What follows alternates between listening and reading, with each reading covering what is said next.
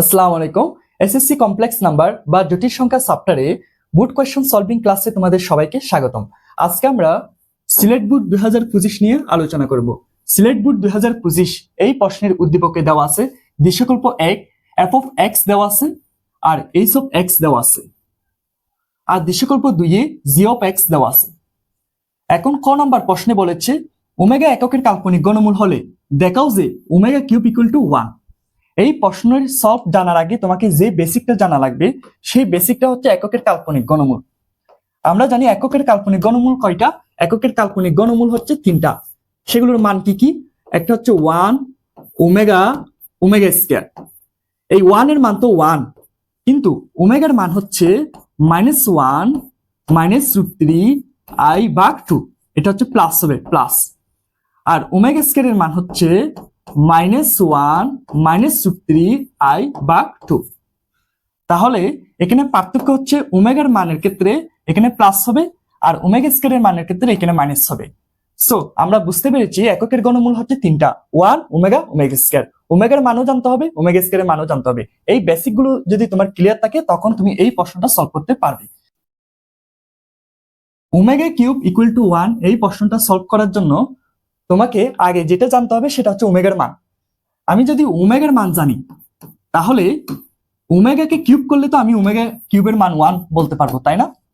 এজন্য আমরা জানি omega equal to -1 plus i√3/2, এটা আমরা লিখব। এবার উভয় পক্ষে তুমি কিউব করবা। উভয় পক্ষে যদি তুমি কিউব করো তখন হয়ে যাবে ওমেগা কিউব ইকুয়াল টু এদিকে একটা কিউব চলে আসবে।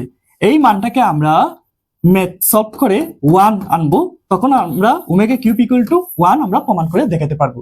তাহলে কিভাবে করব সেটা তোমরা দেখো।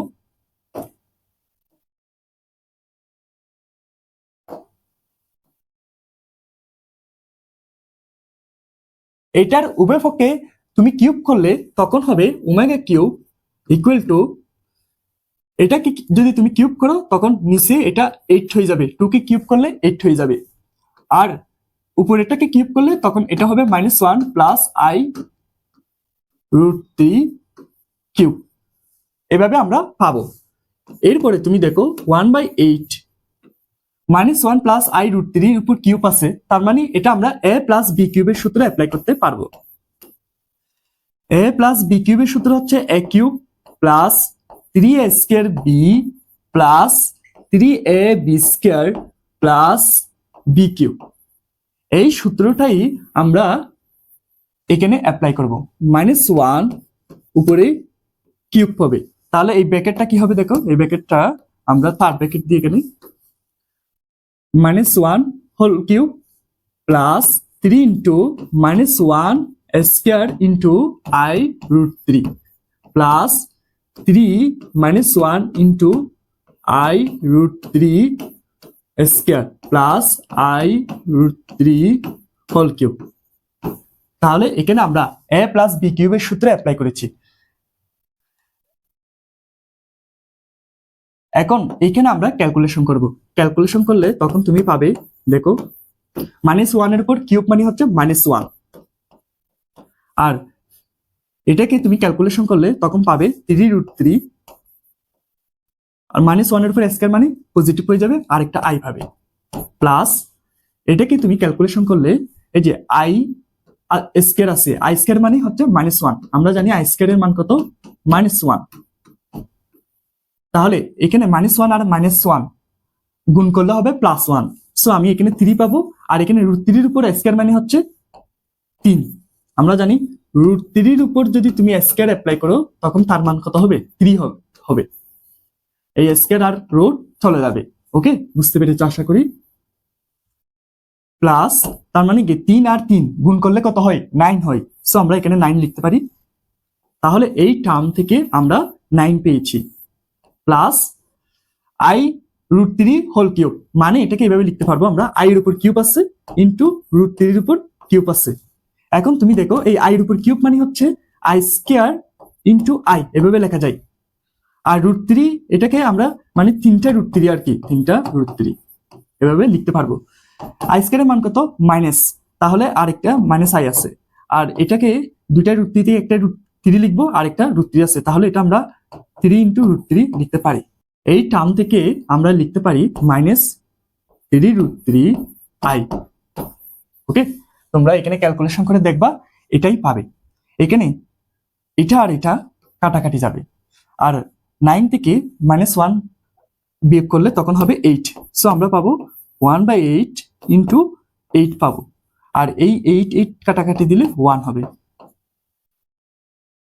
ওমেগা কিউব ইকুয়াল টু আমরা 1 পেয়েছি।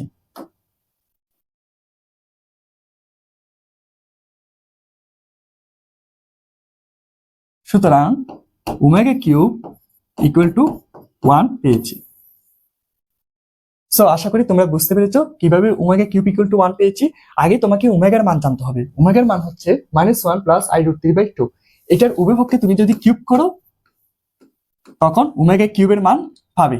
সেখান থেকে তুমি ম্যাথটা সলভ করলে তখন ওমেগা কিউব ইকুয়াল টু 1 পাবে। ওকে, এটা আমি আরেকবার রিভিশন দিই।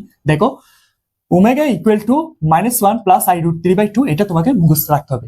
যদি তোমাকে ওমেগা কিউব ইকুয়াল টু 1 প্রমাণ করতে বলে তখন ওমেগার মান তোমাকে মুখস্থ রাখতে হবে। ওমেগার মান হচ্ছে -1 প্লাস i√3/2। এখন এই ওমেগার উভয়পক্ষে তুমি কিউব করবা, এদিকে কিউব করলাম, আর এটার এই পাশে যদি তুমি কিউব করো তখন 2 এর উপর কিউব হলে 8 হয়ে যাবে, আর এটার উপর কিউব হলে তখন এই যে এটা এই কিউবটা হবে। এখানে তুমি a প্লাস বি কিউবের সূত্র অ্যাপ্লাই করবা। a প্লাস বি কিউবের সূত্র হচ্ছে a cube plus 3a² b plus 3ab² plus b cube. সূত্রটা অ্যাপ্লাই করেছি। এখন এখানে ক্যালকুলেশন করছি, -1 এর উপর কিউব মানে হচ্ছে -1। এটার থেকে আমি এই যে এই টার্মটা পেয়েছি। এভাবে ক্যালকুলেশন করে আমরা এই রাশি থেকে আমরা 8 পেয়েছি। এই 8 আর 8 কাটাকাটি দিলে 1 হয়ে যাবে, তখন ওমেগা কিউবের মান তুমি 1 পাবে। ওকে, আশা করি বুঝতে পেরেছো তোমরা।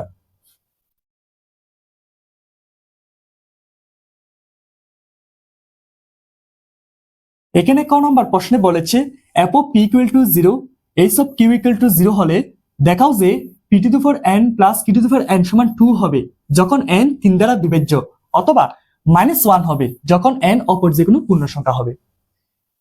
তাহলে দেখো, এই f of p equal to 0 মানে আমরা p এর মানটা f of x এর মধ্যে বসালে তখন আমরা p এর মান বের করতে পারবো। আর h of q equal to 0, এখানে q এর মানটা আমরা h of x এর মধ্যে বসালে তখন আমরা q এর মানটা বের করতে পারবো। এই p এর মান আর q এর মানটা আমরা এখানে বসাবো। এখানে বসালে p⁴n প্লাস q⁴n সমান 2 হবে যখন n 3 দ্বারা বিভাজ্য। এই পার্টটাকে আমি এখানে সুন্দরভাবে লিখে দেখাইছি, তুমি এখানে দেখো p⁴n প্লাস q⁴n সমান 2 হবে যখন n 3 দ্বারা বিভাজ্য। মানে n এর মান তুমি 3 দ্বারা বিভাজ্য একটা সংখ্যা যদি তুমি বসাও তখন এটার মান যদি 2 হয় তখন তুমি বুঝে নেবে এটা 3 দ্বারা বিভাজ্য। আর n এর মান তুমি অপর যে কোনো পূর্ণ সংখ্যা যদি তুমি বসাও তখন সেটা যদি তুমি এখানে বসাও তখন যদি -1 হয় তাহলে n অপর যে কোনো পূর্ণ সংখ্যা। এখন n 3 দ্বারা বিভাজ্য মানে কি? n 3 দ্বারা বিভাজ্য মানে হচ্ছে যে কোনো সংখ্যার সাথে 3 গুণ থাকলে সেটাই হবে 3 দ্বারা বিভাজ্য। দেখো, আমি তোমাকে এখানে দেখাই। যে কোনো একটা সংখ্যা আমি নিব, সেটা হচ্ছে m। এটার সাথে যদি আমি 3 গুণ করি তখন এটা 3 দ্বারা বিভাজ্য হয়ে যাবে। এটাই আমরা ধরো n এর মান 3m নিব, তখন আমরা পাবো এটা n এর মান যদি তুমি 3m নাও, 3 দ্বারা বিভাজ্য সংখ্যা যদি নাও তখন এখান থেকে তুমি 2 পাবে। আর n এর মান যদি তুমি অন্য যে কোনো পূর্ণ সংখ্যা বলতে আমরা 3m এর সাথে একবার 1 যোগ করব, আবার 3m এর সাথে একবার 2 যোগ করব। এই দুটা সংখ্যা হচ্ছে অন্য যে কোনো পূর্ণ সংখ্যা। মানে 3 দ্বারা বিভাজ্য সংখ্যা যেগুলো আছে সেগুলোর সাথে যদি একবার 1 যোগ করো, আবার যদি 2 যোগ করো, তাহলে অন্য যে কোনো পূর্ণ সংখ্যা তুমি পাবে। অর্থাৎ একবার 1 যোগ করা মানে সেটা হয়তো জোট হবে, না হলে বেজোট হবে। আরেকবার 2 যোগ করা মানে সেটা হয়তো জোট হবে, বেজোট হবে। এই জোট অথবা বেজোট হওয়ার জন্যই আমরা একবার 1 যোগ করব, একবার 2 যোগ করব। তার মানে n এর মান আমরা কি নিব? 3m নিব, 3m প্লাস 1 নিব, 3m প্লাস 2 নিব। এই n এর মান এগুলো আমরা এখানে বসাবো। এই যে এখানে n এর মানে এখানে বসাবো, তখন তুমি 2 আর -1 দেখাতে পারবে। তাহলে চলো প্রশ্নটা আমরা সলভ করি, তুমি তখন ভালো করে বুঝতে পারবে।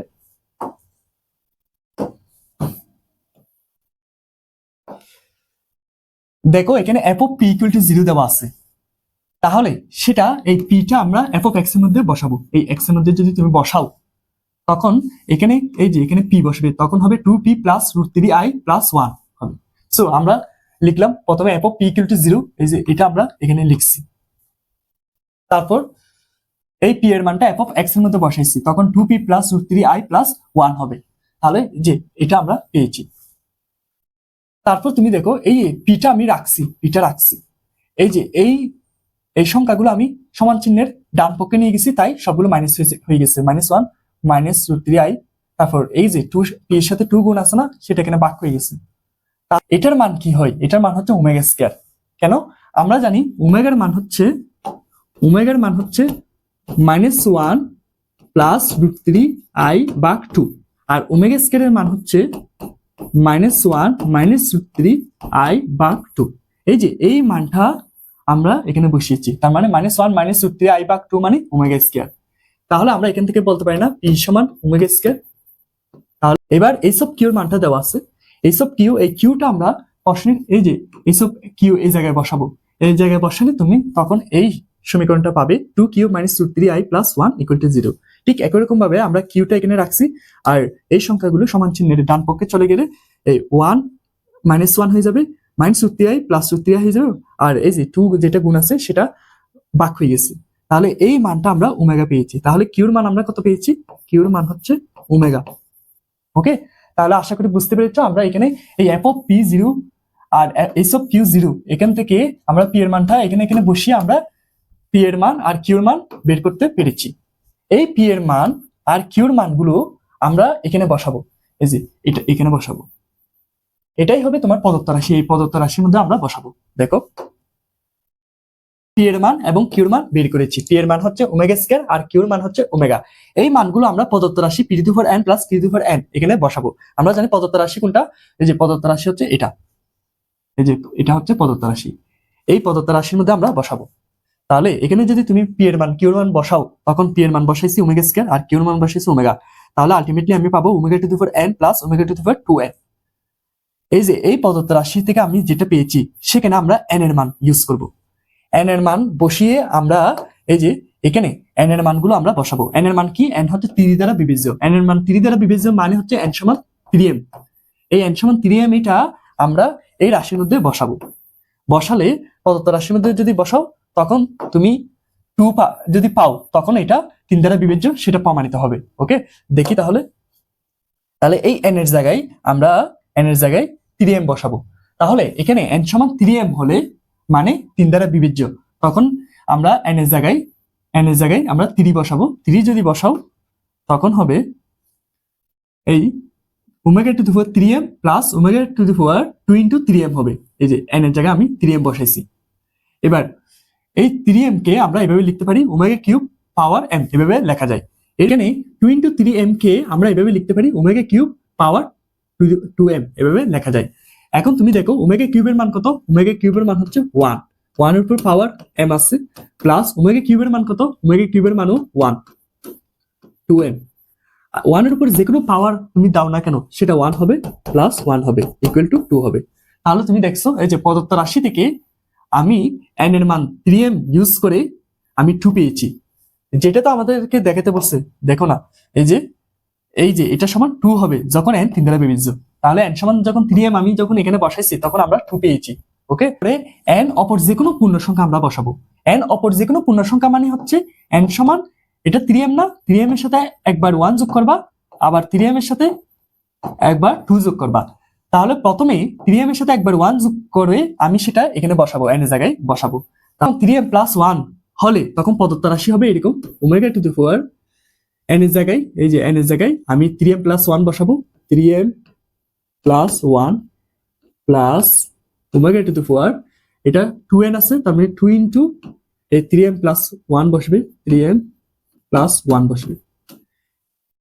এবার দেখো ω3m + 1 এটাকে এইভাবে লেখা যায় ω3m × ω, এভাবে লেখা যায়। এখানে পাওয়ার যোগ আকারে থাকলে আমরা ω × ω এভাবে লিখতে পারবো। আর ω² এটাকে আমরা এভাবে লিখতে পারবো 2 × 3m × ω² লেখা যায়। এবার এটাকে আমরা ω³ এর উপর পাওয়ার m লিখতে পারি, আর এটা হবে ω, প্লাস এটাকে আমরা ω³ এর উপর পাওয়ার 2m লিখতে পারি, এটা হবে ω²। ω³ এর মান কত? 1, সেজন্য এখানে 1 বসবে, 1 এর উপর পাওয়ার m হবে। আর 1 এর উপর পাওয়ার m মানে হচ্ছে সেটা 1ই হবে, 1 এর উপর যে কোনো পাওয়ার থাকলে সেটা 1 হবে। তাহলে এখানে আমি শুধু ওমেগা লিখতে পারি। আর এখানে ওমেগা কিউবের মান কত 1, 1 এর উপর যে কোনো পাওয়ার 2m মানে 1 হবে, তাহলে আমরা ওমেগা স্কয়ার লিখতে পারি।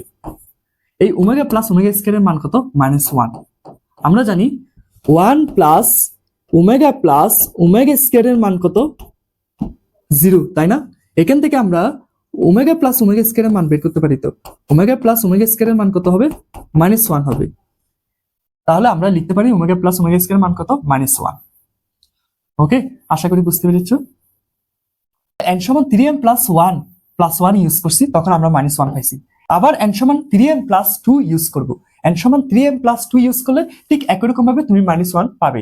এই যে n সমান 3m প্লাস 2 যদি তুমি ইউজ করো, তখন তুমি আবার প্রদত্ত রাশির মধ্যে যদি তুমি বসাও, তখন ঠিক একই রকম ভাবে ক্যালকুলেশন করে তুমি -1 পাবে। তাহলে n সমান 3m প্লাস 1 ইউজ করলেও -1 পাচ্ছ, n সমান 3m প্লাস 2 ইউজ করলেও -1 পাচ্ছ। তার মানে আমরা বলতে পারি না, এই যে n 3 দ্বারা বিভাজ্য, n সমান 3m যদি হয় তখন সেটা আনসার 2 হয়। আর n অপর যে কোনো পূর্ণ সংখ্যা হলে, অর্থাৎ n সমান 3m প্লাস 1 অথবা 3m প্লাস 2 যদি হয়, তখন n এই যে প্রদত্ত রাশির মান -1 হয়। তার মানে এখানে এই ম্যাথের আনসারটা আমি ফুললি এখানে লিখে রেখেছি, তোমরা একসাথে বুঝে লিখে ফেলতে পারো। ওকে, একসাথে তোমরা স্ক্রিনশট নিতে পারো অথবা লিখে ফেলতে পারো।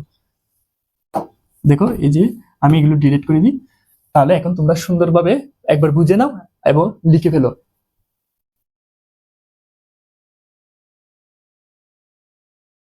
আমি এই সম্পূর্ণ ম্যাথটা আরেকবার রিভিশন দিই, তোমরা দেখো। এখানে f of p equal to 0 এটা প্রশ্নে দেওয়া আছে, এই যে প্রশ্নের মধ্যে f of p equal to 0 এটা দেওয়া আছে, তাহলে সেটা আমরা এখানে লিখেছি। এই p এর মানটা আমরা x এর মধ্যে বসাইছি, এই যে p এর মানটা আমরা x এর মধ্যে বসালে তখন আমরা পাবো, তখন আমরা এই যে এই সমীকরণটা পেয়েছি।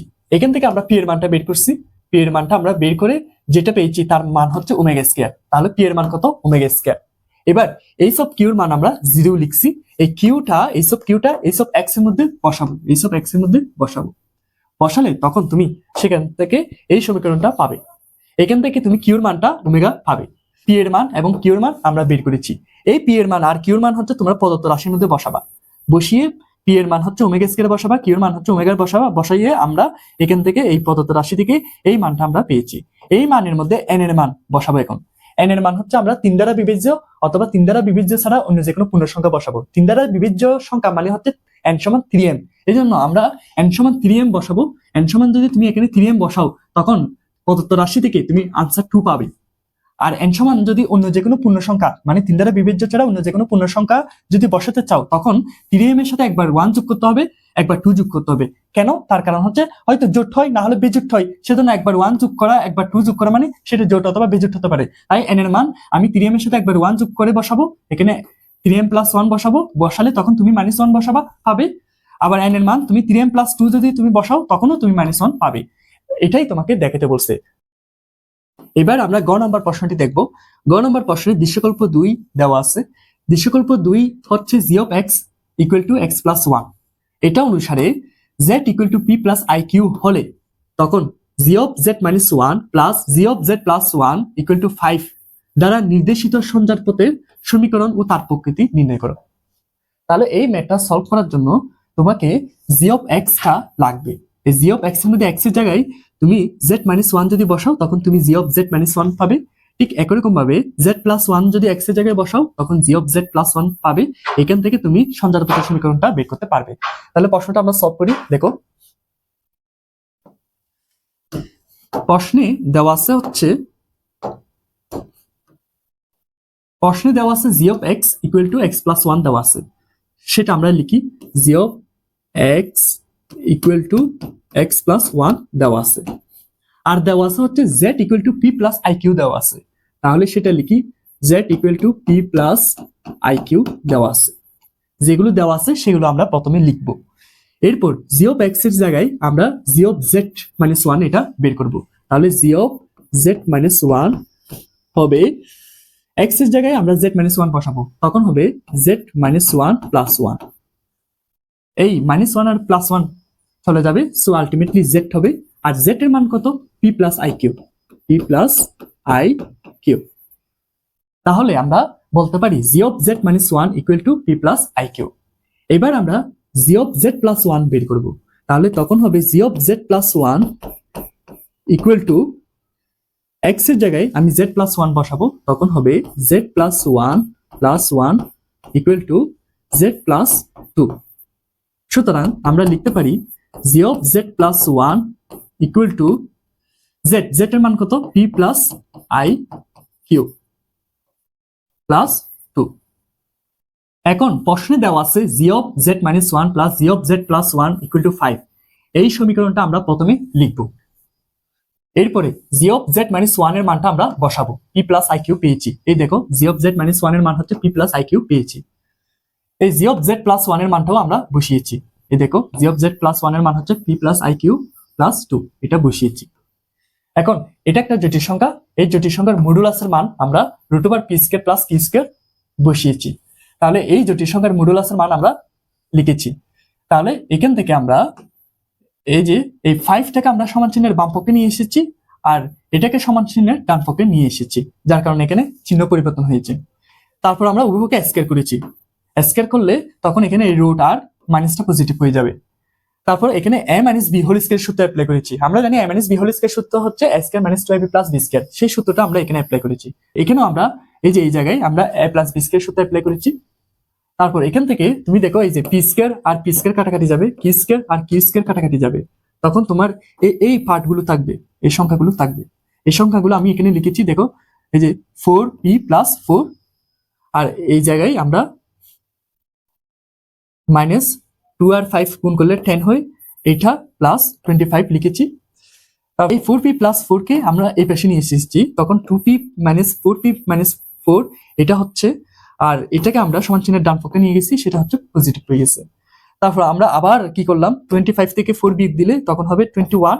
তারপর আমরা আবার স্কয়ার করলাম। আবার যদি তুমি স্কয়ার করো তখন এই পাশে 10 এর উপর স্কয়ার করলে 100 হয়ে যাবে, আর এটা রুট এটা চলে যাবে।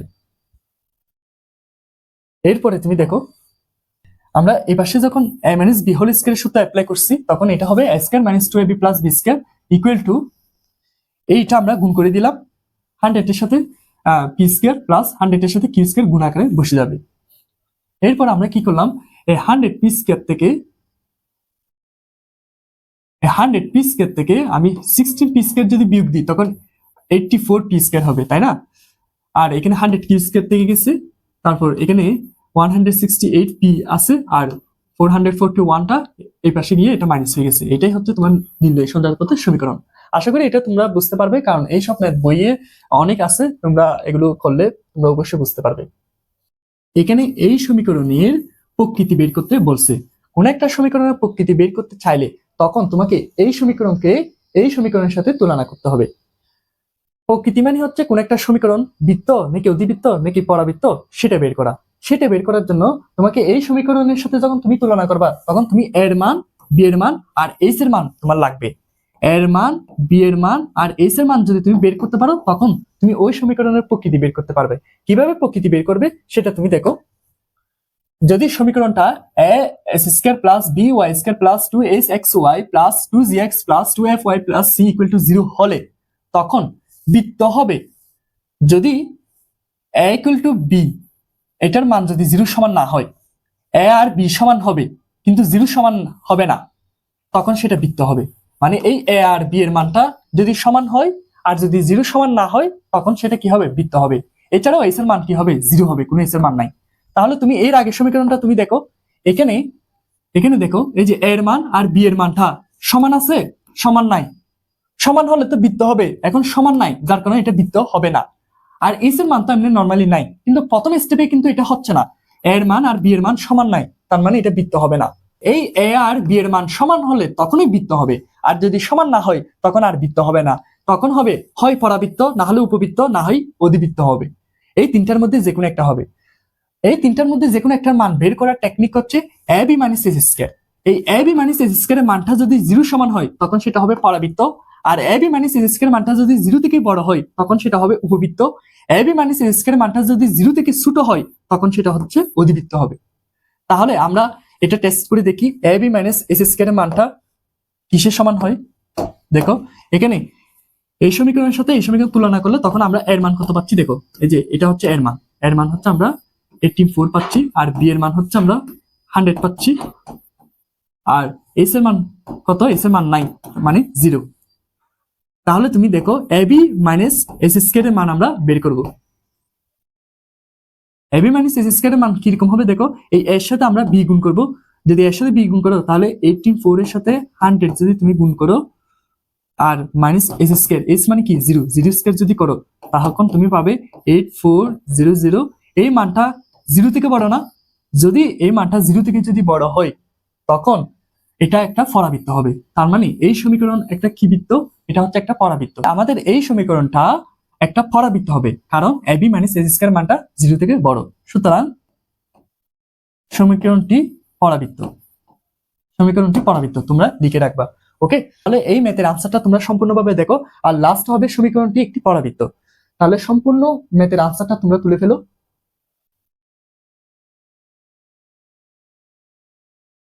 আজকের ক্লাসটি এখানেই শেষ। আশা করি তোমরা সকল ম্যাথ ভালো করে বুঝতে পেরেছো।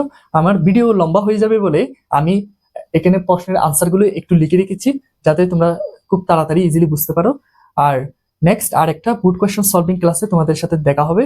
আজকের ক্লাসটি এখানে শেষ। আল্লাহ হাফেজ।